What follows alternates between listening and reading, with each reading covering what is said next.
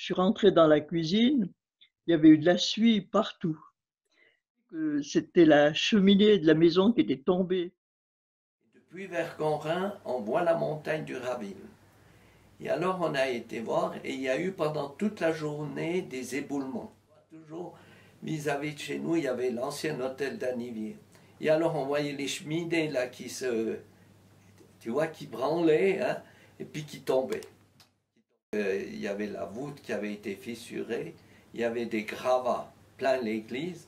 Et puis alors ce qui m'est resté comme souvenir, c'est que le lendemain, il n'y avait plus aucune porte qui fermait. J'ai été le lendemain ou ce lendemain à la maison de mon beau-père. Et puis elle était tellement lézardée que depuis une chambre, on voyait la lampe publique.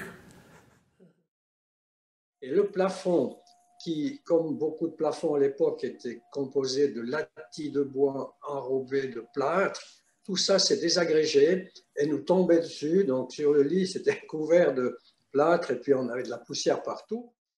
Et chez nous, par exemple, notre appartement était complètement à refaire. Il y avait des fissures aussi dans les murs principaux, mais surtout les plafonds et les parois intérieures, tout ça était dans un très mauvais état. Et puis au fond du Mayen, il y avait un immense rocher.